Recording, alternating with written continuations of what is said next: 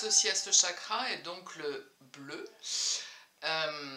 Donc voilà, vous aurez de nouveau deux propositions, deux volets.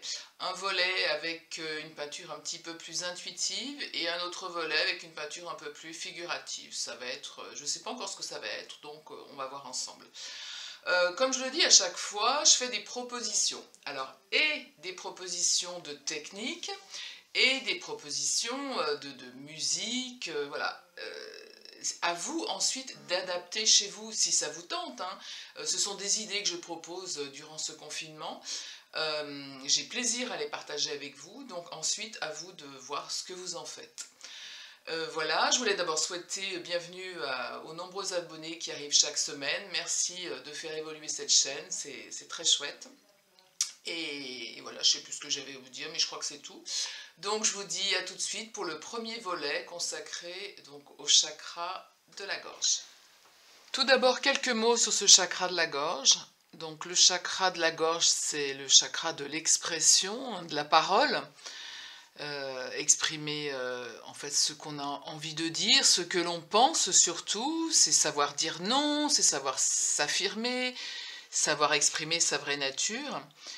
Et souvent, les personnes qui ont du mal à dire les choses, qui ont du mal à s'exprimer, qui voilà, ont des problèmes au niveau de la gorge. Voilà, donc il faut le savoir et vous pouvez vraiment soutenir ce chakra, le travailler, l'ouvrir, donc en médecine énergétique bien évidemment. Et moi, je vous propose un accompagnement un petit peu plus relaxant en travaillant la couleur bleue. Voilà. Alors, j'ai décidé de prendre de nouveau la peinture à l'huile. J'ai posé du bleu turquoise, j'ai deux types de bleu turquoise. Alors, c'est vrai qu'avec la vidéo, on ne voit pas toujours bien. Donc, un bleu turquoise, un autre un petit peu plus... alors, je vois qu'avec la vidéo, il apparaît bleu cyan, alors que c'est quand même un bleu turquoise. Celui-là, il est pas mal.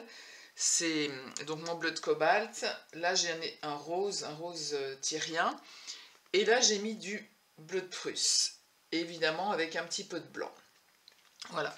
Ce sont des couleurs que je vais travailler, évidemment, avec une dominante de bleu turquoise. Je vais partir de manière complètement intuitive. Alors, peut-être un petit peu avec le couteau. Certainement, j'ai envie de faire un travail avec les brosses.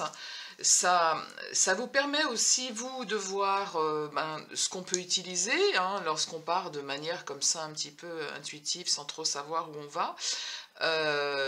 On peut utiliser des brosses, on peut utiliser ce qu'on veut, hein, je vous ai déjà dit, vous pouvez utiliser aussi des cartes, vous utilisez des projections si vous en avez envie. Moi, aujourd'hui, ce matin, je le sens un petit peu comme ça.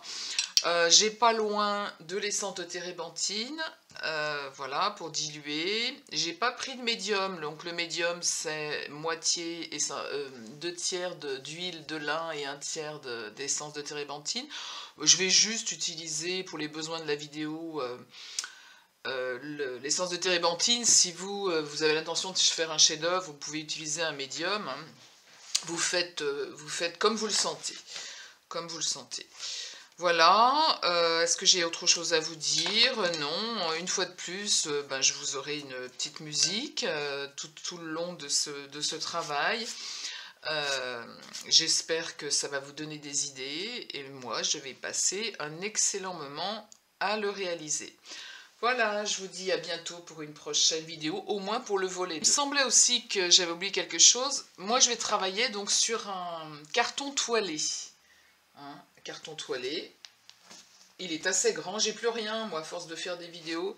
J'ai plus de matériel, faudrait que j'y aille, mais il faut que je descende en ville, je n'ai pas très envie. Mais c'est pas grave, donc je vais travailler comme ça. Comme il est un petit peu grand, j'ai décidé de mettre... vous avez vu, j'ai mis du scotch. En fait, j'ai pris du scotch comme ça, tout simple, hein, c'est du scotch pour bricoler. J'en ai mis tout autour. En fait, donc ça réduit évidemment mon champ d'action, mais en plus, ça va faire un cadre et ça peut être très sympa.